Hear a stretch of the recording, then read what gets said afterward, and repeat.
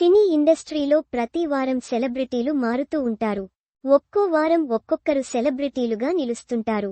ఒక్కోసారి అప్పటి వరకు ఎవరో తెలియని వాళ్లు కూడా సడెన్ గా ఓవర్ నైట్లో సెలబ్రిటీలుగా మారితే, మరోసారి అప్పటి వరకు స్టార్లుగా వెలుగుతున్న వారు కూడా సడెన్ గా డౌన్ ఫాల్ అవుతూ ఉంటారు.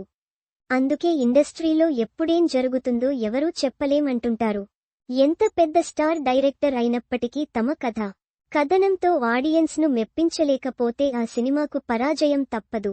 ఇప్పుడు తమిళ స్టార్ డైరెక్టర్లు శంకర్, మురుగదాస్, మణిరత్నం అదే ఫేజ్లో ఉన్నారు.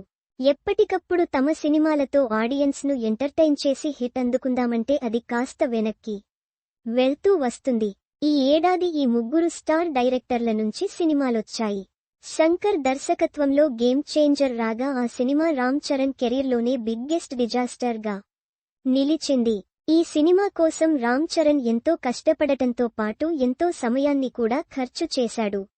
కానీ దానికి తగ్గ ఫలితాన్ని ఇటు శంకర్ అందుకోలేకపోగా అటు చరణ్ కు కూడా దక్కలేదు.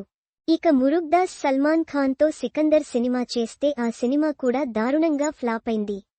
రీసెంట్ గా మణిరత్నం కమల్ హాసన్ తో కలిసి థగ్ లైఫ్ సినిమా చేయగా ఆ సినిమా కూడా కోలీవుడ్లోని బిగ్గెస్ట్ డిజాస్టర్లలో ఒకటిగా నిలిచింది. అయితే దీనికి కారణం వారు అదే పాతకాలపు స్టోరీలను ఆడియన్స్ కు చెప్పడంతో పాటు వారి నెరేషన్ కూడా ఆడియన్స్ ను ఆకట్టుకోలేకపోతుంది.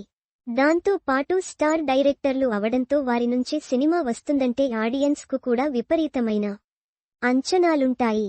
ఆ అంచనాలను చేరుకునే క్రమంలో సదరు డైరెక్టర్లకు ప్రెజర్ కూడా బాగా ఎక్కువైపోతుంది.